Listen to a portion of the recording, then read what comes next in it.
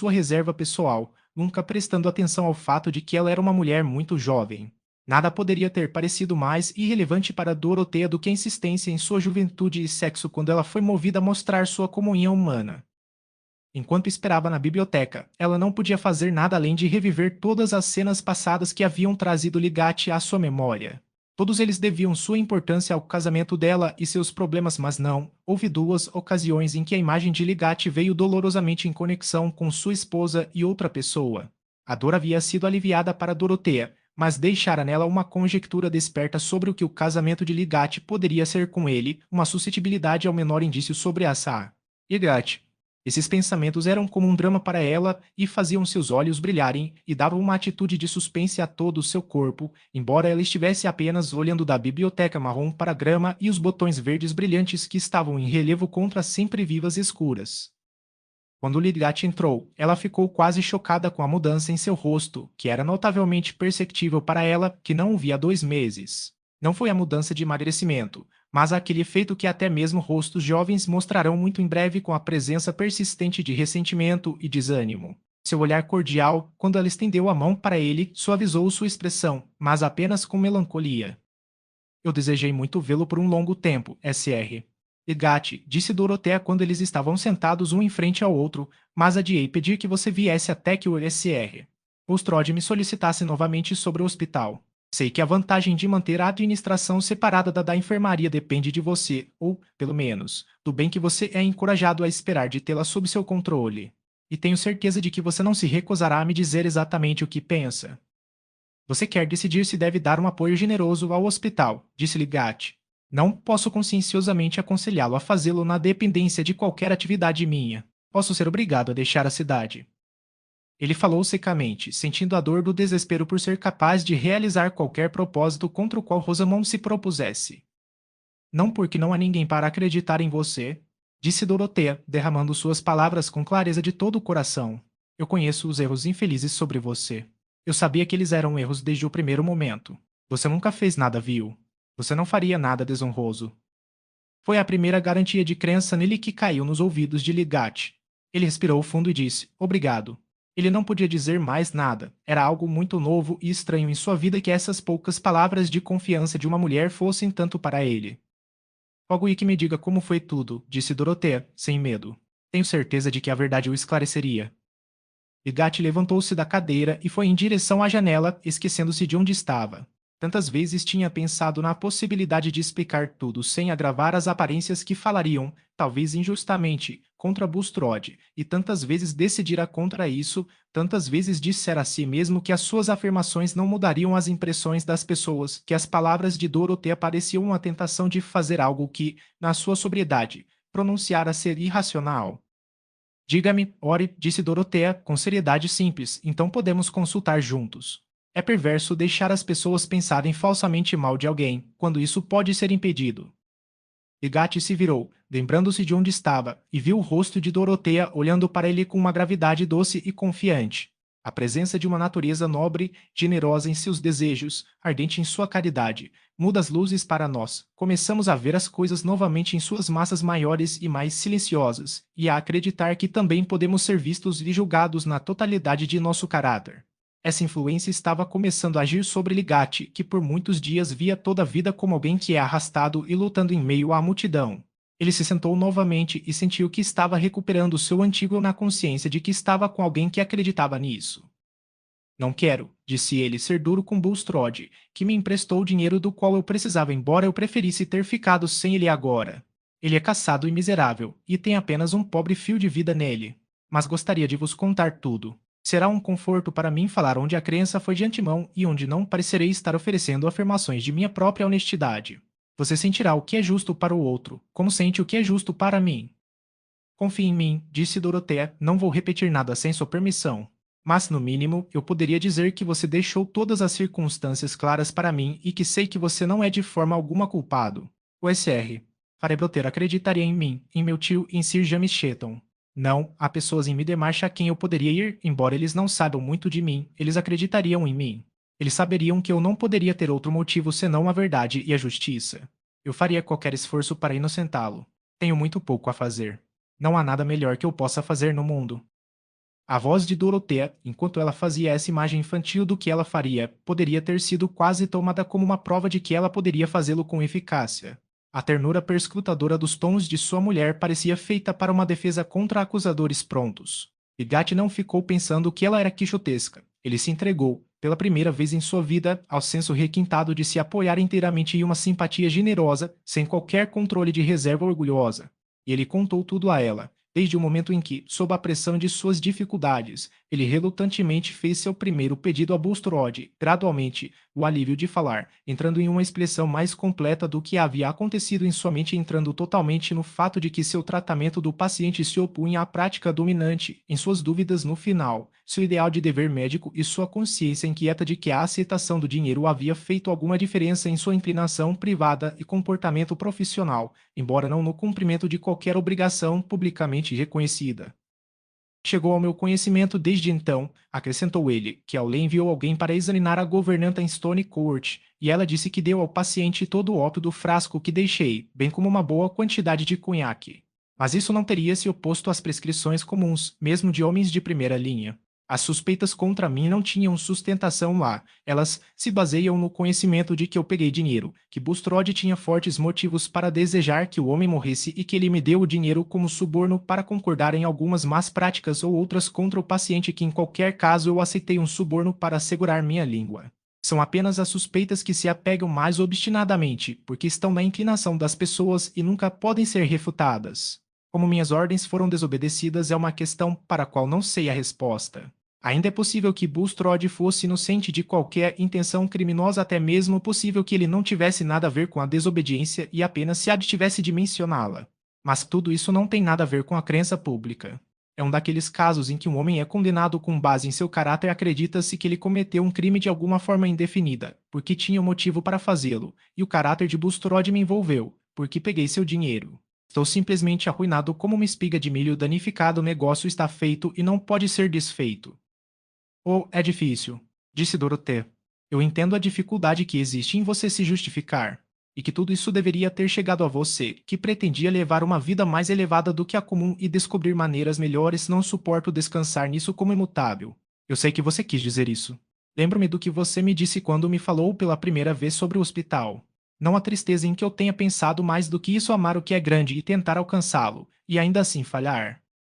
Sim, disse-lhe Gatti, sentindo que aqui ele havia encontrado espaço para o significado completo de sua dor. Eu tinha alguma ambição. Eu queria que tudo fosse diferente comigo. Eu pensei que tinha mais força e maestria. Mas os obstáculos mais terríveis são aqueles que ninguém pode ver, exceto você mesmo.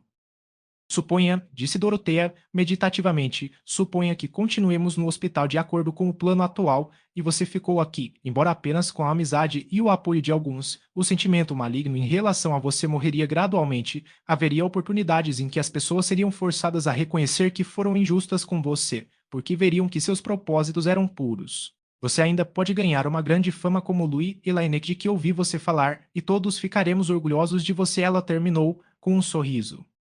Isso poderia funcionar se eu tivesse minha antiga confiança em mim mesmo, disse-lhe Dati tristemente. Nada me irrita mais do que a ideia de dar meia volta e fugir diante dessa calúnia, deixando-a sem controle para trás. Ainda assim, não posso pedir a ninguém que coloque muito dinheiro em um plano que depende de mim. Valeria a pena, disse Dorothea simplesmente. Apenas pense. Sou muito desconfortável com meu dinheiro, porque eles me dizem que tenho muito pouco para qualquer grande esquema do tipo que eu mais gosto, e ainda assim tenho muito. Eu não sei o que fazer. Tenho 700 por ano de minha própria fortuna, e 1.900 por ano que o SR. Casalbon me deixou, e entre 3 e 4 mil de dinheiro pronto no banco. Eu desejava arrecadar dinheiro e pagá-lo gradualmente com minha renda, que não quero, comprar terras e fundar uma vila que deveria ser uma escola de indústria, mas Sir James e meu tio me convenceram de que o risco seria muito grande. Então você vê que o que mais me alegraria seria ter algo de bom para fazer com meu dinheiro. Gostaria que ele tornasse a vida de outras pessoas melhor para elas. Isso me deixa muito desconfortável vindo todos para mim que não querem. Um sorriso rompeu a escuridão do rosto de Ligat. A seriedade infantil e de olhos graves com que Dorothea disse tudo isso era irresistível, transformada em um todo adorável com sua pronta compreensão da alta experiência. De experiência inferior, como desempenha um grande papel no mundo, a pobre Zá. Casalbon tinha um conhecimento míope muito turvo, pouco ajudado por sua imaginação. Mas ela tomou o sorriso como encorajamento de seu plano. Acho que você vê agora que falou muito escrupulosamente, disse ela em tom de persuasão. O hospital seria bom e tornar sua vida inteira e bem novamente seria outra. O sorriso de Ligate havia morrido. Você tem a bondade e o dinheiro para fazer tudo isso se isso pudesse ser feito, disse ele. Mas ele hesitou um pouco, olhando vagamente para a janela, e ela sentou-se em silenciosa expectativa. Por fim, ele se virou para ela e disse impetuosamente: porque eu não deveria ir dizer. Você sabe que tipo de casamento por vínculo é. Você vai entender tudo. Dorotea sentiu seu coração começar a bater mais rápido. Ele também tinha essa tristeza? Mas ela temia dizer qualquer palavra e ele continuou imediatamente. É impossível para mim agora fazer qualquer coisa, dar qualquer passo sem considerar a felicidade de minha esposa. A única coisa que eu gostaria de fazer se estivesse sozinha tornou-se impossível para mim. Não consigo vê-la miserável. Ela se casou comigo sem saber no que estava se metendo, e poderia ter sido melhor para ela se não tivesse se casado comigo. Eu sei, você não poderia causar dor a ela se não fosse obrigada a fazê-lo, disse Dorotea com uma memória aguçada de sua própria vida. E ela decidiu não ficar. Ela deseja ir. Os problemas que ela teve aqui a cansaram, disse Ligate, interrompendo novamente para não falar muito. Mas quando ela viu bem que poderia vir de ficar, disse Dorotea, protestando, olhando para Ligate como se tivesse esquecido as razões que acabavam de ser consideradas. Ele não falou imediatamente. Ela não veria, disse ele finalmente, secamente, sentindo a princípio que essa declaração deveria ser dispensada de explicação. E, de fato, perdi todo o espírito de continuar minha vida aqui. Ele parou por um momento e então, seguindo o impulso de deixar Dorotea ver mais profundamente a dificuldade de sua vida, ele disse: o fato é que esse problema veio sobre ela confusamente. Não podemos falar uns com os outros sobre isso. Não tenho certeza do que está em sua mente sobre isso. Ela pode temer que eu realmente tenha feito algo básico. A culpa é minha, eu deveria ser mais aberto. Mas tenho sofrido cruelmente. Posso ir vê-la? Disse Dorothea, ansiosamente. Ela aceitaria minha simpatia? Eu diria a ela que você não foi culpado diante do julgamento de ninguém, exceto o seu. Eu diria a ela que você será inocentado em toda a mente justa. Eu animaria seu coração. Você vai perguntar a ela se posso ir vê-la?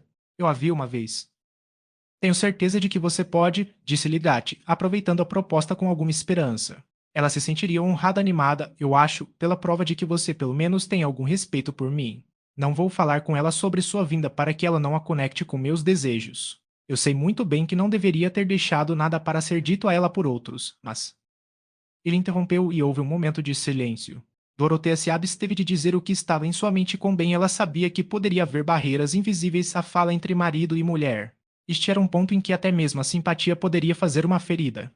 Ela voltou ao aspecto mais externo da posição de Ligate, dizendo alegremente: e se a Ligate soubesse que havia amigos que acreditariam em você e o apoiariam, ela ficaria feliz por você ficar em seu lugar e recuperar suas esperanças e fazer o que pretendia fazer. Talvez então você veja que era certo concordar com o que propus sobre sua continuação no hospital. Certamente você faria, se ainda tiver fé nele como um meio de tornar seu conhecimento útil. Ligate não respondeu, e ela viu que ele estava debatendo consigo mesmo. Você não precisa decidir imediatamente, disse ela, gentilmente. Daqui a alguns dias será cedo o suficiente para eu enviar minha resposta ao SR. Ostrode. Ligate ainda esperou, mas finalmente se virou para falar em seu tom mais decisivo. Não, prefiro que não haja intervalo para vacilar. Não tenho mais certeza de mim mesmo, quero dizer, do que seria possível para mim fazer sob as novas circunstâncias de minha vida. Seria desonroso deixar que os outros se envolvessem em qualquer coisa séria na dependência de mim. Eu poderia ser obrigado a ir embora, afinal, vejo pouca chance de qualquer outra coisa. A coisa toda é muito problemática. Não posso consentir em ser a causa de sua bondade ser desperdiçada. Não deixe o novo hospital se juntar à velha enfermaria e tudo continuará como poderia ter acontecido se eu nunca tivesse vindo. Mantive um registro valioso desde que estive lá, vou enviá-lo a um homem que fará uso dele, terminou amargamente. Não consigo pensar em nada por muito tempo além de obter uma renda. Dói-me muito ouvir você falar tão desesperadamente, disse Dorothea. Seria uma felicidade para seus amigos, que acreditam em seu futuro, em seu poder de fazer grandes coisas, se você deixasse que eles o salvassem disso. Pense em quanto dinheiro eu tenho, seria como tirar um fardo de mim se você pegasse um pouco dele todos os anos até se livrar dessa falta de renda. Porque as pessoas não deveriam fazer essas coisas. É tão difícil fazer ações mesmo. Esta é uma maneira. Deus a abençoe, Sa. Casal bom. disse Ligati, levantando-se como se com o mesmo impulso que tornava suas palavras enérgicas e descansando o braço no encosto da grande cadeira de couro em que estava sentado. É bom que você tenha esses sentimentos. Mas eu não sou um homem que deve se permitir se beneficiar deles. Não dei garantias suficientes. Não devo pelo menos afundar na degradação de ser aposentado por um trabalho que nunca consegui. Está muito claro para mim que não devo contar com nada além de fugir de Middlemarch assim que puder. Eu não deveria ser capaz por muito tempo, na melhor das hipóteses, de obter uma renda aqui, iria mais fácil fazer as mudanças necessárias em um novo lugar. Devo fazer como os outros homens e pensar no que agradará ao mundo e trará dinheiro. Procure uma pequena abertura na multidão de Londres e me esforce, instalado em um lugar de água, ou ir para alguma cidade do sul onde há muitos ingleses ociosos, e me se é o tipo de concha em que devo me infiltrar e tentar manter minha alma viva. Agora isso não é corajoso, disse Dorothea, desistir da luta. Não, não é corajoso, disse Ligati, mas se um homem tem medo de paralisia rastejante. Então, em outro tom, no entanto, você fez uma grande diferença em minha coragem ao acreditar em mim. Tudo parece mais suportável desde que falei com você, e se você puder me esclarecer em algumas outras mentes, especialmente na de Farebroter, ficarei profundamente grato. O ponto que desejo que você não mencione é o fato da desobediência às minhas ordens. Isso logo seria distorcido. Afinal, não há evidências para mim, exceto a opinião das pessoas sobre mim de antemão. Você só pode repetir meu próprio relato de mim mesmo. O SR. Firebroter vai acreditar, outros vão acreditar, disse Dorothea. Posso dizer de você o que tornará estupidez supor que você seria subornado para fazer uma maldade. Eu não sei, disse Ligati, com algo como um gemido na voz. Ainda não aceitei suborno. Mas há um tom pálido de suborno que às vezes é chamado de prosperidade. Você vai me fazer outra grande gentileza, então, e vir ver minha esposa? Sim, eu vou. Lembro-me de como ela é bonita, disse Dorothea, em cuja mente todas as impressões sobre Rosamond haviam sido profundas. Quero que ela goste de mim. Enquanto Ligati se afastava, ele pensou: esta jovem criatura tem um coração grande o suficiente para a Virgem Maria. Ela evidentemente não pensa em seu próprio futuro e prometeria metade de sua renda de uma vez, como se não quisesse nada para si mesma além de uma cadeira para se sentar da qual pudesse olhar com aqueles olhos claros para os pobres mortais que oram a ela. Ela parece ter o que eu nunca vi em nenhuma mulher antes, uma fonte de amizade para com os homens. Um homem pode fazer dela um amigo. Casalbon deve ter despertado alguma alucinação heróica nela. Eu me pergunto se ela poderia ter algum outro tipo de paixão por um homem. Adisal. Certamente havia um sentimento em comum entre eles. E Casalbon deve ter tido uma noção disso. Bem, seu amor pode ajudar um homem mais do que seu dinheiro. Dorothea, por sua vez, formou imediatamente um plano para aliviar Ligati de sua obrigação para com Bulstrode, que ela tinha certeza de que era uma parte, embora pequena, da pressão irritante que ele tinha que suportar. Ela sentou-se imediatamente sob a inspiração de sua entrevista e escreveu uma breve nota, na qual alegou que tinha mais direito do que o SR. Mostrou-lhe a satisfação de fornecer o dinheiro que havia sido útil para Ligati, que seria cruel da parte de Ligati não conceder a ela a posição de ser sua ajudante neste pequeno assunto. O favor era inteiramente para ela, que tinha tão pouco que estava claramente reservado para ela fazer com seu dinheiro supérfluo. Ele poderia chamá-la de credora ou por qualquer outro nome, se isso implicasse que ele atendeu ao pedido dela. Ela anexou um cheque de 1000 libras e decidiu levar a carta com ela no dia seguinte, quando fosse ver Rosamond. Capítulo 77. E assim tua queda deixou uma espécie de mancha para marcar o homem cheio e melhor conduzido com alguma suspeita. Henrique V. No dia seguinte, Ligati teve que ir a Brassing e disse a Rosamond que ele deveria ficar fora até a noite. Ultimamente, ela nunca tinha ido além de sua própria casa e jardim, exceto para a igreja e uma vez para ver seu pai, a quem ela disse: se Tertius for embora, você nos ajudará a nos mudar. Não é, papai? Suponho que teremos muito pouco dinheiro. Tenho certeza de que espero que alguém nos ajude. E o SR. Vince disse: sim, criança, não me importo com 100 ou 2. Eu posso ver o fim disso. Com essas exceções, ela se sentou em casa em lânguida melancolia e suspense, fixando sua mente na vinda de Will Ladislau como o único ponto de esperança e interesse, e associando isso a alguma nova urgência em Ligati para fazer arranjos imediatos para deixar Middlemarch e ir para Londres, até que ela se sentisse segura de que a vinda seria uma causa potente da partida, sem ver como. Essa maneira de estabelecer sequências é muito comum para ser considerada uma loucura peculiar em Rosamond. E é precisamente esse tipo de sequência que causa o maior choque quando é dividida, pois ver como um efeito pode ser produzido é muitas vezes ver possíveis faltas e verificações, mas não ver nada além da causa desejável, e fechar sobre ela o efeito desejável, os livra da dúvida e torna nossas mentes fortemente intuitivas.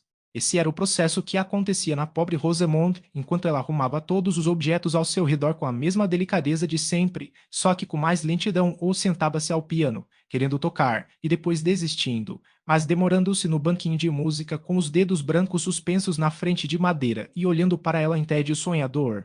Sua melancolia tornou-se tão marcante que Lidgate sentiu uma estranha timidez diante dela, como uma reprovação silenciosa perpétua, e o homem forte, dominado por sua sensibilidade aguçada para com essa bela criatura frágil cuja vida ele parecia de alguma forma ter machucado, encolheu o olhar dela, e às vezes começava com sua aproximação, medo dela e medo por ela correndo apenas com mais força depois de ter sido momentaneamente expelido pela exasperação.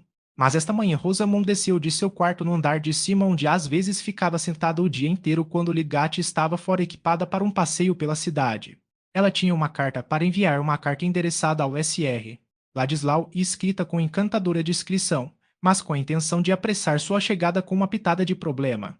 A criada, sua única empregada doméstica agora, notou-a descendo as escadas em seu vestido de caminhada e pensou nunca ninguém ficou tão bonita em um gorro, coitada. Enquanto isso, a mente de Dorothea estava cheia de seu projeto de ir a Rosamond e dos muitos pensamentos, tanto do passado quanto do futuro provável, que se reuniram em torno da ideia daquela visita. Até ontem, quando Ligati abriu um vislumbre de alguns problemas em sua vida de casado, a imagem da Zaa. Ligati sempre foi associada para ela de Ladislau. Mesmo em seus momentos mais inquietos, mesmo quando ela estava agitada com o relato dolorosamente gráfico de fofocas das Zaa. Cadwallader seu esforço, ou melhor, seu mais forte impulso impulsivo, tinha sido para a defesa de Will de quaisquer suposições maculadas, e quando, em seu encontro com ele depois, ela a princípio interpretou suas palavras como uma provável alusão a um sentimento em relação a Asa, Egate que ele estava determinado a evitar ceder, ela teve uma visão rápida, triste e desculpante do charme que poderia haver em suas constantes oportunidades de companhia com aquela bela criatura, que provavelmente compartilhava seus outros gostos, pois ela evidentemente fazia seu prazer com a música. Mas seguiram-se suas palavras de despedida, as poucas palavras apaixonadas em que ele ensinou que ela mesma era o objeto de quem seu amor o aterrorizava, que era apenas seu amor por ela que ele estava resolvido não a declarar, mas a levar para o banimento. Desde o momento dessa despedida, Dorothea, acreditando no amor de Will por ela, acreditando com um prazer orgulhoso em seu delicado senso de honra e sua determinação de que ninguém deveria acusá-lo com justiça, sentiu seu coração bastante tranquilo quanto à consideração que ele poderia ter pelas Irate. Ela tinha certeza de que a consideração era irrepreensível. Há naturezas nas quais, se nos amam, temos consciência de ter uma espécie de batismo e consagração. Elas nos prendem à retidão e à pureza por sua pura crença sobre nós, e nossos pecados se tornam o pior tipo de sacrilégio que derruba o altar invisível da confiança. Se você não é bom, ninguém é bom. Essas pequenas palavras podem dar um significado terrível à responsabilidade, podem conter uma intensidade mordaz para o remorso. A natureza de Dorothea era desse tipo. Suas próprias falhas apaixonadas estavam ao longo dos canais abertos facilmente contados de seu caráter ardente, e embora estivesse cheia de pena dos erros visíveis dos outros, ela ainda não tinha nenhum material em sua experiência para construções sutis e suspeitas de erros ocultos. Mas essa simplicidade dela, sustentando um ideal para os outros em sua concepção crente deles, era um dos grandes poderes de sua feminilidade. E desde o início agiu fortemente sobre Will Ladislau. Ele sentiu, quando se separou dela, que as breves palavras pelas quais ele tentou transmitir a ela seus sentimentos sobre si mesma e a divisão que sua fortuna fez entre eles, só lucrariam com sua brevidade quando Dorothea tivesse que interpretá-las. Ele sentiu que em sua mente ele havia encontrado sua estimativa mais alta. E ele estava bem ali. Nos meses que se seguiram à sua separação, Dorothea sentira um repouso delicioso, embora triste, em sua relação um com o outro, como um que era interiormente inteiro e sem mácula. Ela tinha uma força ativa de antagonismo dentro dela, quando o antagonismo se voltava para a defesa de planos ou pessoas em que ela acreditava, e os erros que ela sentia que Will havia recebido de seu marido, e as condições externas que para os outros eram motivos para menosprezá-lo, apenas davam mais tenacidade à sua afeição e julgamento de admiração. E agora, com as revelações sobre Bulstrode, veio outro fato que afetou a posição social de Will, o que despertou novamente a resistência interior de Dorothea ao que era dito sobre ele naquela parte de seu mundo que ficava dentro de um parque. Jovem Ladislau, neto de um penhorista judeu ladrão, era uma frase que entrara enfaticamente nos diálogos sobre o negócio de Bulstrode, em Lowick, Tipton e Frechit, e era um tipo pior de cartaz nas costas do pobre Will do que o italiano com ratos brancos. O íntegro Sir James Chetton estava convencido de que sua própria satisfação era justa quando pensou com alguma complacência que ali estava uma légua adicional àquela distância montanhosa entre Ladislau e Dorothea, o que lhe permitiu descartar qualquer ansiedade nessa direção como absurda demais. E talvez tenha havido algum prazer em chamar a atenção do Sr. Brock para essa parte feia da genealogia de Ladislau, como uma vela fresca para ele ver sua própria loucura. Dorothea observou o animus com que a parte de Will na dolorosa história foi lembrada mais de uma vez, mas ela não pronunciou nenhuma palavra, sendo verificada agora, como não havia sido anteriormente ao falar de vontade, pela consciência de uma relação mais profunda entre eles que deve sempre permanecer em segredo consagrado. Mas seu silêncio envolveu sua emoção resistente em um brilho mais completo, e esse infortúnio na sorte de Will que, ao que parecia, outros desejavam arremessar em suas costas como um opróbrio, apenas deu algo mais de entusiasmo ao seu pensamento apegado. Ela não tinha visões de que eles se aproximassem e, no entanto, não havia assumido nenhuma postura de renúncia.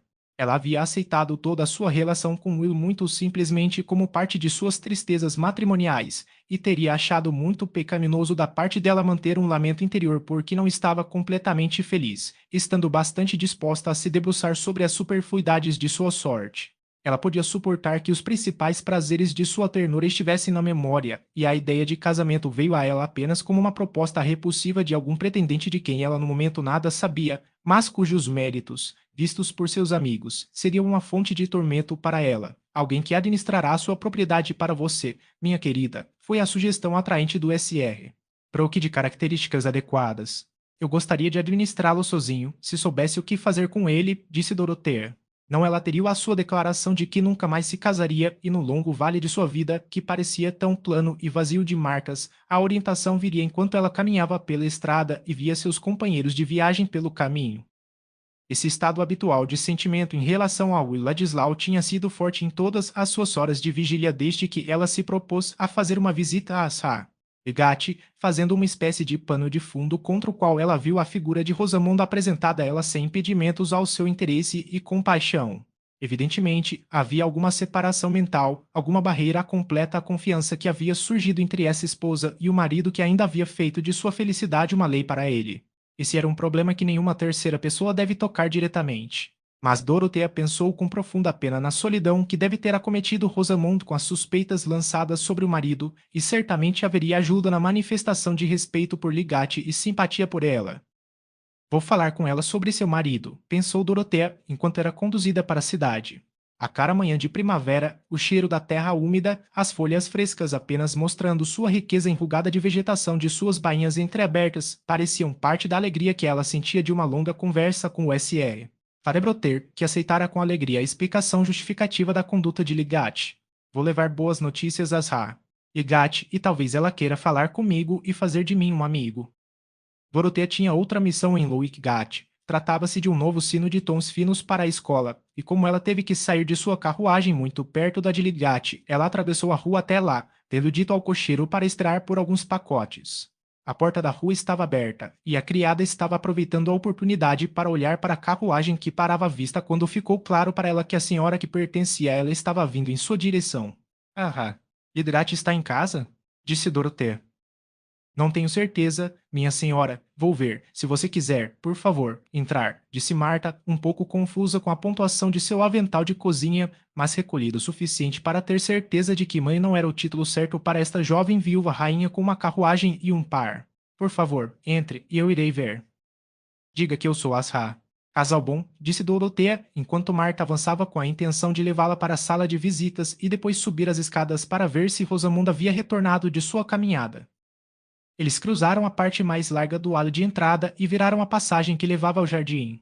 A porta da sala de visitas estava destrancada e Marta, empurrando-a sem olhar para dentro da sala, esperou que essa Asalbon entrasse e depois se virou, a porta se abriu e voltou sem barulho. Dorothea tinha menos visão externa do que o normal esta manhã, cheia de imagens das coisas como elas tinham sido e seriam. Ela se viu do outro lado da porta sem ver nada de notável, mas imediatamente ouviu uma voz falando em voz baixa que a assustou como com uma sensação de sonhar à luz do dia, e avançando inconscientemente 1 ou 2 passos além da laje saliente de uma estante de livros, ela viu a terrível iluminação de uma certeza que preenchia todos os contornos, algo que a fez parar, imóvel, sem autocontrole suficiente para falar. Sentada de costas para ela em um sofá que ficava encostado na parede em uma linha com a porta pela qual ela havia entrado, ela viu Ladislau. Perto dele e se virou para ele com um choro curado que deu um novo brilho ao seu rosto. Estava Rosamond, com o gorro pendurado para trás, enquanto Will, inclinado para ela, apertava as 2 mãos levantadas nas dele e falava com fervor baixo. Rosamond, em sua absorção agitada, não notou a figura que avançava silenciosamente, mas quando Dorothea, após o primeiro instante incomensurável dessa visão, recuou confusamente e se viu impedida por algum móvel, Rosamond percebeu repentinamente sua presença e, com um movimento espasmódico, arrancou as mãos e se levantou, olhando para Dorothea, que estava necessariamente presa. Ladislau, levantando-se, olhou em volta também, e encontrando os olhos de Dorothea com um novo relâmpago neles, pareceu mudar para mármore. Mas ela imediatamente os afastou dele para Rosamond e disse com voz firme: Com licença, tá. Edgate, o criado não sabia que você estava aqui. Liguei para entregar uma carta importante para o SR. Edgate, que desejava colocar em suas próprias mãos. Ela colocou a carta na pequena mesa que havia impedido sua retirada e, em seguida, incluindo Rosamond e Will em um olhar distante e uma reverência, ela saiu rapidamente da sala, encontrando na passagem a surpresa Marta, que disse que lamentava que a patroa não estivesse em casa, e então mostrou à estranha senhora com uma reflexão interior que as pessoas grandiosas provavelmente eram mais impacientes do que outras. Dorothea atravessou a rua com seu passo mais elástico e estava rapidamente em sua carruagem novamente. Dirija para Frechitial, disse ela ao cocheiro, e qualquer um que olhasse para ela poderia ter pensado que, embora estivesse mais pálida do que o normal, nunca foi animada por uma energia mais controlada. E essa foi realmente a experiência dela. Era como se ela tivesse bebido um grande gole de desprezo que a estimulou além da suscetibilidade a outros sentimentos. Ela tinha visto algo tão abaixo de sua crença, que suas emoções voltaram e fizeram uma multidão excitada sem um objeto. Ela precisava de algo ativo para transformar sua excitação. Ela sentiu o poder para andar e trabalhar por um dia sem carne ou bebida. E ela cumpriria o propósito com o qual começara pela manhã, de ir a Frechit e Tipton para contar a Sir James e seu tio tudo o que desejava que soubessem sobre Ligate, cuja solidão conjugada sob seu julgamento agora se apresentava a ela com um novo significado e a tornava mais ardente em prontidão para ser sua campeã. Ela nunca sentiu nada parecido com esse poder triunfante de indignação na luta de sua vida de casada, na qual sempre houve uma dor rapidamente subjugada, e ela tomou isso como um sinal de nova força. Dolo, como seus olhos são brilhantes, disse Celia, quando Sir James saiu da sala. E você não vê nada que você olha, Arthur ou qualquer coisa. Você vai fazer algo desconfortável, eu sei. É tudo sobre o SR. Edgate ou algo mais aconteceu? Celia estava acostumada a observar sua irmã com expectativa. Sim, querida, muitas coisas aconteceram, disse Dodo em seu tom completo. Eu me pergunto o que, disse Celia, cruzando os braços confortavelmente e inclinando-se para frente sobre eles. Ou todos os problemas de todas as pessoas na face da terra, disse Dorothea, levantando os braços para a nuca. Querido Dodo, você vai ter um esquema para eles? Disse Celia, um pouco desconfortável com esse delírio semelhante ao de Amete. Mas Sir James entrou novamente, pronto para acompanhar Dorothea até a granja, e ela terminou bem sua expedição, não se desviando em sua resolução até que desceu à sua própria porta. Capítulo 78. Seria ontem e eu ia ao túmulo com sua doce fé acima para o monumento. Rosamond e Will ficaram imóveis, eles não sabiam por quanto tempo ele olhando para o local onde Dorothea estava, e ela olhando para ele com dúvida. Parecia um tempo interminável para Rosamond, em cuja alma mais íntimo não havia tanto aborrecimento quanto gratificação pelo que acabara de acontecer. Naturezas superficiais sonham com um domínio fácil sobre as emoções dos outros, confiando implicitamente em sua própria magia mesquinha para girar os riachos mais profundos e confiantes, por belos gestos e observações, em fazer a coisa que não é como se fosse. Ela sabia que Will havia recebido um golpe severo, mas estava pouco acostumada a imaginar os estados mentais de outras pessoas, exceto como material cortado em forma por seus próprios desejos, e ela acreditava em seu próprio poder de acalmar ou subjugar. Mesmo Tércio, o mais perverso dos homens, sempre foi subjugado a longo prazo, os eventos foram obstinados, mas ainda assim Rosamond teria dito agora, como fazia antes de seu casamento, que nunca desistiu do que havia decidido. Ela estendeu o braço e colocou as pontas dos dedos na manga do casaco de Will. Não me toque, ele disse com uma expressão como o corte de um chicote, disparando dela e mudando de rosa para branco e vice-versa, como se todo o seu corpo estivesse formigando com a dor da picada. Ele se virou para o outro lado da sala e ficou em frente a ela, com as pontas dos dedos nos bolsos e a cabeça jogada para trás, olhando ferozmente não para Rosamond, mas para um ponto a poucos centímetros dela. Ela ficou profundamente ofendida, mas os sinais que ela fez disso eram tais que apenas Ligate costumava interpretar. Ela ficou subitamente quieta e sentou-se, desamarrando o gorro pendurado e colocando-o no chão com o chale. Suas mãozinhas que ela cruzou diante dela estavam muito frias. Teria sido mais seguro para Will, em primeira instância, pegar o chapéu e ir embora, mas ele não sentiu nenhum impulso para fazer isso, pelo contrário, ele tinha uma inclinação horrível para ficar e quebrar Rosamund com sua raiva. Parecia tão impossível suportar a fatalidade que ela havia atraído sobre ele sem desabafar sua fúria quanto seria para uma pantera suportar o ferimento do dardo sem saltar e morder. E, no entanto, como ele poderia dizer a uma mulher que estava pronto para amaldiçoá-la? Ele estava furioso sob uma lei repressiva que foi forçado a reconhecer. Ele estava perigosamente equilibrado, e a voz de Rosamond agora trazia a vibração decisiva. Em tons de sarcasmo semelhantes a flautas, ela disse: Você pode facilmente ir atrás das Casalbon e explicar sua preferência. Vá atrás dela. Ele explodiu, com uma ponta afiada em sua voz. Você acha que ela se viraria para olhar para mim, ou valorizaria qualquer palavra que eu já pronunciasse para ela novamente em mais do que uma pena suja? Como um homem pode explicar as custas de uma mulher? Você pode dizer ela o que quiser, disse Rosamond com mais tremor. Você acha que ela gostaria mais de mim por sacrificá-lo? Ela não é uma mulher para se lisonjear porque me tornei desprezível acreditar que devo ser fiel a ela porque fui um covarde com você. Ele começou a se mover com a inquietação de um animal selvagem que vê a presa, mas não pode alcançá-la. Logo ele explodiu novamente. Eu não tinha esperança antes não muito de algo melhor por vir. Mas eu tinha uma certeza que ela acreditava em mim. O que quer que as pessoas tenham dito ou feito sobre mim, ela acreditou em mim.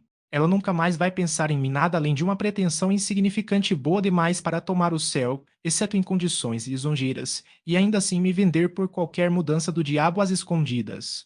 Ela vai pensar em mim como um insulto encarnado para ela, desde o primeiro momento em que Will parou como se tivesse se encontrado agarrando algo que não deve ser jogado e quebrado. Ele encontrou outra saída para sua raiva pegando as palavras de Rosamond novamente, como se fossem répteis a serem estrangulados e arremessados. Explique. Diga a um homem para explicar como ele caiu no inferno. Explique minha preferência. Eu nunca tive preferência por ela, não mais do que tenho preferência por respirar. Nenhuma outra mulher existe ao lado dela. Prefiro tocar a mão dela se ela estiver morta do que tocar a vida de qualquer outra mulher. Rosamond, enquanto essas armas envenenadas estavam sendo lançadas contra ela, estava quase perdendo o senso de sua identidade e parecia estar acordando para uma nova existência terrível. Ela não tinha nenhum senso de repulsa fria, resoluta, de autojustificação reticente, como ela conhecera sob o desagrado mais tempestuoso de Ligate. Toda a sua sensibilidade se transformou em uma novidade desconcertante de dor. Ela sentiu um novo recuo aterrorizado sob um chicote nunca experimentado antes. O que outra natureza sentia em oposição à sua estava sendo queimada e mordida em sua consciência. Quando Will parou de falar, ela se tornou uma imagem de miséria doentia. Seus lábios estavam pálidos e seus olhos tinham um desânimo sem lágrimas. Se tivesse sido Tércio quem estava em frente a ela, aquele olhar de miséria teria sido uma dor para ele, e ele teria afundado ao lado dela para confortá-la, com aquele conforto de braços fortes que ela muitas vezes mantinha muito barato. Que seja perdoado a Will que ele não teve tal movimento de piedade. Ele não sentira nenhum vínculo de antemão com essa mulher que estragara o tesouro ideal de sua vida e se considerava inocente. Ele sabia que era cruel, mas ainda não tinha cedência.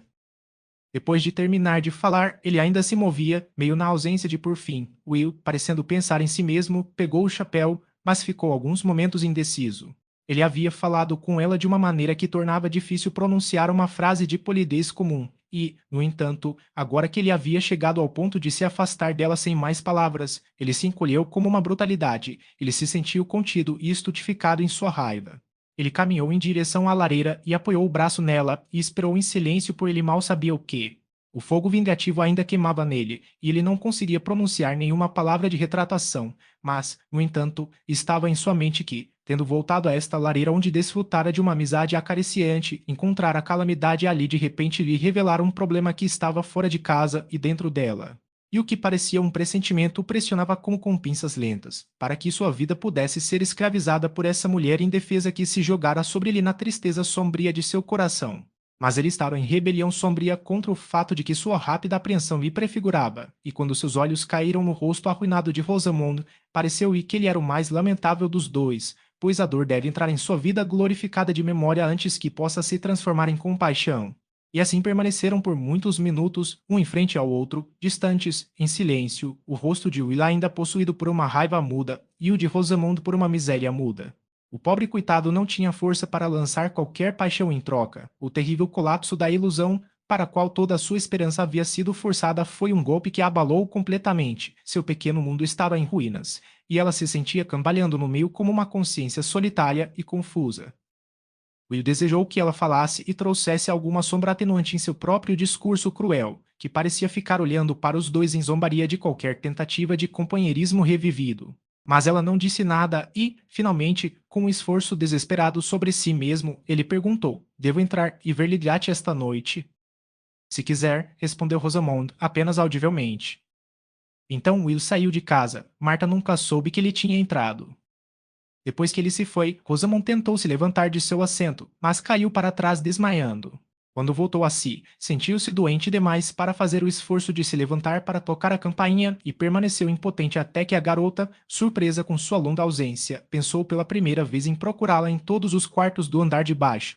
Rosamond disse que de repente se sentiu doente e desmaiou e queria ser ajudada a subir as escadas. Quando estava lá, ela se jogou na cama com as roupas e ficou em aparente torpor, como fizera uma vez antes em um dia memorável de luto.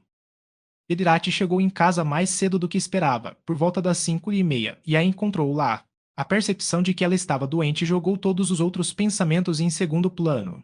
Quando ele sentiu seu pulso, seus olhos pousaram nele com mais persistência do que haviam feito por um longo tempo, como se ela sentisse algum contentamento por ele estar lá.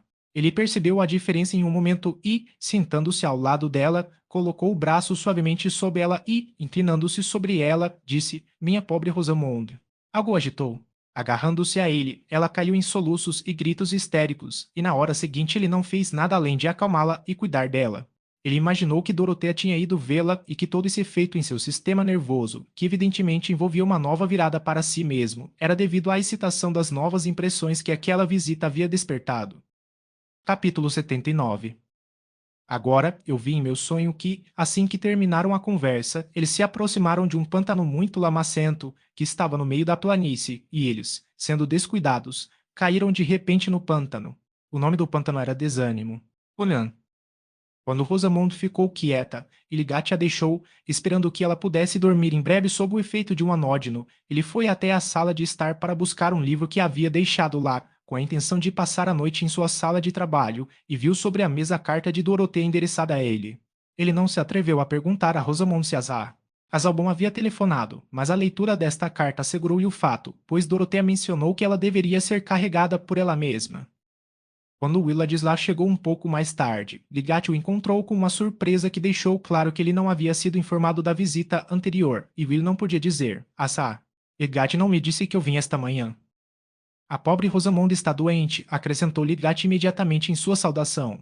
Não é sério, espero, disse Will. Não apenas um leve choque nervoso ou efeito de alguma agitação. Ela tem estado exausta ultimamente. A verdade é que, Ladislau, sou um demônio azarado.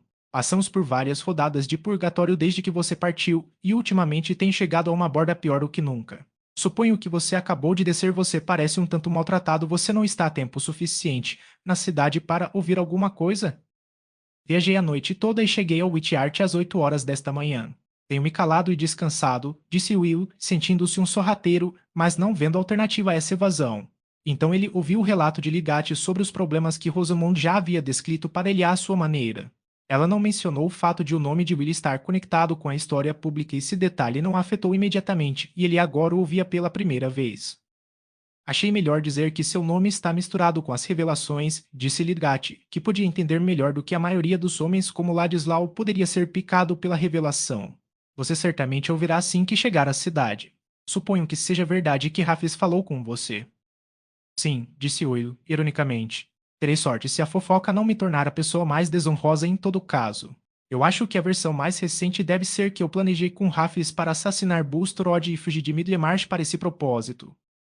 Ele estava pensando, aqui está um novo anel no som do meu nome para recomendá-lo aos ouvidos dela. No entanto, o que isso significa agora? Mas ele não disse nada sobre a oferta de Bulstrode a ele. Will era muito aberto e descuidado com seus assuntos pessoais, mas foi entre os toques mais requintados na modelagem da natureza que ele teve uma generosidade delicada que o alertou para a reticência aqui. Ele se esquivou de dizer que havia rejeitado o dinheiro de Bulstrode, no momento em que soube que era o infortúnio de Ligate tê-lo aceitado. Ligate também estava reticente em meio à sua confiança. Ele não fez alusão ao sentimento de Rosamond sobre seus problemas, e de Dorothea lhe apenas disse, assá. Casalbon foi a única pessoa a se apresentar e dizer que não acreditava em nenhuma das suspeitas contra mim. Observando uma mudança no rosto de Will, ele evitou qualquer outra menção a ela, sentindo-se muito ignorante de sua relação um com o outro para não temer que suas palavras pudessem ter alguma relação dolorosa oculta. E ocorreu-lhe que Dorothea era a verdadeira causa da presente visita a Middlemarch. Os dois homens estavam com pena um do outro, mas foi apenas Will quem adivinhou a extensão do problema de seu companheiro. Quando Lidate falou com resignação desesperada de ir se estabelecer em Londres e disse com um leve sorriso, teremos você de novo, meu velho. Will sentiu-se inexprimivelmente triste e não disse nada. Rosamond naquela manhã implorou que ele insistisse com esse passo em Ligate, e parecia ir como se estivesse contemplando em um panorama mágico um futuro onde ele próprio estava deslizando para aquela cedência sem prazer às pequenas solicitações das circunstâncias, que é uma história de perdição mais comum do que qualquer barganha importante. Estamos em uma margem perigosa quando começamos a olhar passivamente para nossos futuros eus e vemos nossas próprias figuras levadas com consentimento maçante a erros insípidos e realizações miseráveis. O pobre Lidate gemia interiormente naquela margem e Will estava chegando a ela. Parecia-lhe esta noite como se a crueldade de sua explosão para com Rosamond tivesse feito uma obrigação para ele, e ele temia a obrigação. Ele temia a boa vontade desavisada de Lidgate. Ele temia sua própria aversão por sua vida estragada, que o deixaria em leviandade sem motivo. Capítulo 80. Legislador severo. Ainda assim você usa a graça mais benigna da divindade. Nem sabemos nada tão belo como é o sorriso em seu rosto, flores riem diante de ti em suas camas, e fragrância em teus passos de pé. Tu preservas as estrelas do mal, e os céus mais antigos, através de ti, são frescos e fortes. Quando Dorothea viu o Sr. Farebroter pela manhã, ela prometeu ir jantar na casa paroquial quando voltasse de Frechit. Havia uma troca frequente de visitas entre ela e a família Farebroter, o que lhe permitia dizer que não estava sozinha na mansão e resistir por enquanto à severa prescrição de uma companheira. Quando ela chegou em casa e se lembrou de seu noivado, ela ficou feliz com isso e, descobrindo que ainda tinha uma hora antes de se vestir para o jantar, ela foi direto para a escola e conversou com o mestre e a mestra sobre o novo sino, dando muita atenção aos seus pequenos detalhes e repetições e tendo uma sensação dramática de que sua vida estava muito ocupada. Ela fez uma pausa no caminho de volta para conversar com o velho mestre Bumei, que estava plantando algumas sementes de jardim, e discursou sabiamente com aquele sábio rural sobre as colheitas que dariam mais retorno em um poleiro de terra e o resultado de 60 anos de experiência quanto ao solo, ou seja, que se o seu solo fosse bem maduro, serviria, mas se veio molhado, o olhado para fazer tudo de uma múmia, porque então, descobrindo que o espírito social a havia enganado para que chegasse um pouco tarde, ela se vestiu apressadamente e foi para a casa paroquial um pouco mais cedo do que o necessário. Aquela casa nunca foi monótona, Sr. Farebroter, como outro Witch de Selborne, tendo continuamente algo novo para contar sobre seus hóspedes e protegidos inarticulados, a quem ele estava ensinando os meninos a não atormentar, e ele acabara de montar um par de lindas cabras para serem animais de estimação da aldeia em geral e para andar livremente como animais sagrados. A noite passou alegremente até depois do chá, Dorothea conversando mais do que o habitual e dilatando-se com o Sr. Farebroter sobre as possíveis histórias de criaturas que conversam compendiosamente com suas antenas e, pelo que sabemos, podem realizar parlamentos reformados, quando de repente alguns pequenos sons inarticulados foram ouvidos que chamaram a atenção de todos. Henrietta Noble, disse Azar. Farebroter, vendo sua irmã mais nova se movendo angustiada pelas pernas dos móveis, qual é o problema? Perdi minha caixa de pastilhas de casco de tartaruga. Temo que o gatinho o tenha encolado para longe, disse a velhinha, involuntariamente continuando suas anotações de Castor. É um grande tesouro, tia, disse o SR. Farebroter, levantando os óculos e olhando para o tapete. O SR. Ladislau me deu, disse Astá. Uma caixa alemã muito bonita, mas se cair, sempre giro o mais longe que pode. Ou se for o presente de Ladislau, disse o SR. Farebroter, em um tom profundo de compreensão, levantando-se e caçando. A caixa foi finalmente encontrada sob um chifonier, e Astá. Nobre agarrou-a com prazer, dizendo: estava sob um para-choque da última vez. Isso é um assunto do coração com minha tia, disse o SR. Farebroter, sorrindo para Dorotea enquanto se sentava. Se Henrietta Noble se apega a alguém, tá? Casalbon, disse sua mãe, enfaticamente, ela é como um cachorro, ela pegaria seus sapatos como travesseiro e dormiria melhor. Os sapatos do SR. Ladislau, eu faria, disse Henrietta Noble. Dorotea tentou sorrir em troca. Ela ficou surpresa e irritada ao descobrir que seu coração estava palpitando violentamente e que era inútil tentar recuperar sua animação anterior. Alarmada consigo mesma temendo mais alguma traição de uma mudança tão marcante em sua ocasião, ela se levantou e disse em voz baixa com ansiedade indisfarçável: devo ir, eu me cansei demais. O SR. Arebroter, de percepção rápida, levantou-se e disse: é verdade, você deve ter se esgotado meio ao falar sobre Ligliat. Esse tipo de trabalho fala sobre a pessoa depois que a emoção acaba. Ele devolveu o braço à mansão, mas Dorotea não tentou falar, mesmo quando ele disse boa noite. O limite da resistência foi atingido e ela afundou indefesa nas garras da angústia inescapável. Dispensando Tantrip com algumas palavras fracas, ela trancou a porta e, afastando-se dela em direção ao quarto vago, pressionou as mãos com força no topo da cabeça e gemeu. Oh, eu amava. Então chegou a hora em que as ondas de sofrimento a abalaram completamente e demais para deixar qualquer poder de pensamento.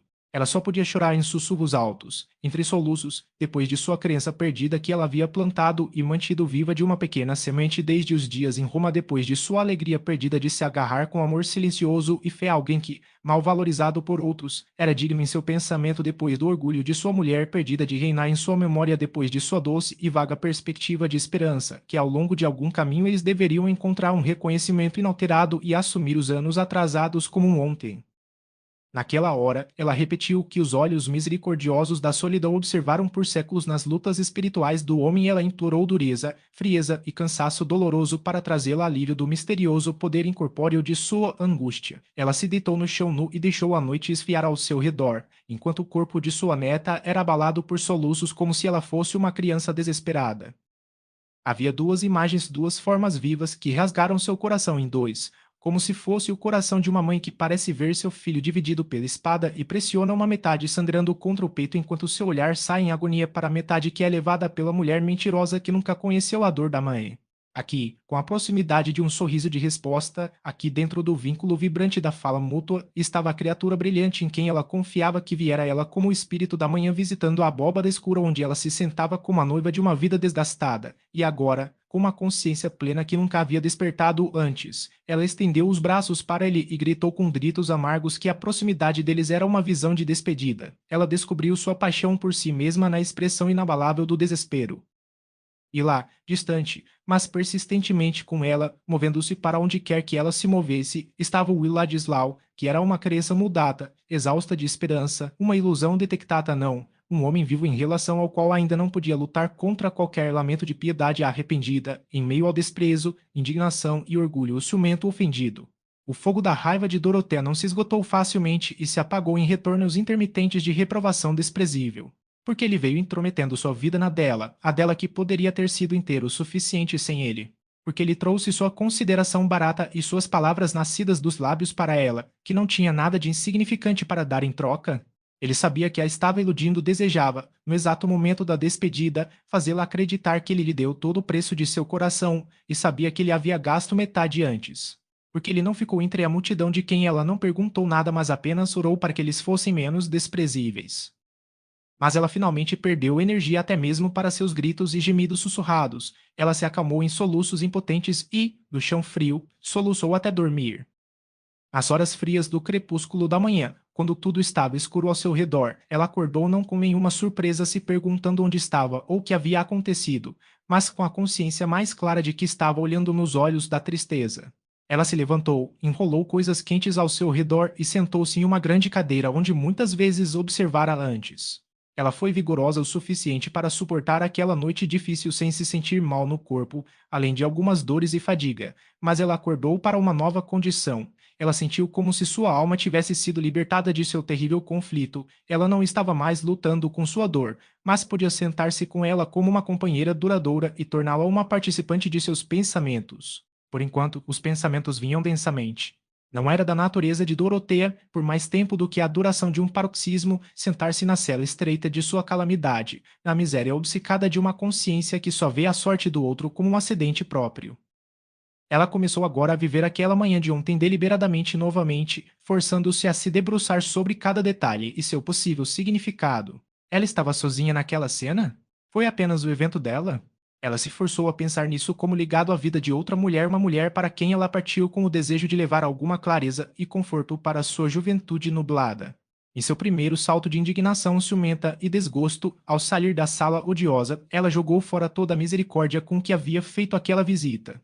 Ela envolveu Will e Rosamund em seu desprezo ardente e pareceu-lhe como se Rosamund estivesse queimada de sua vista para sempre.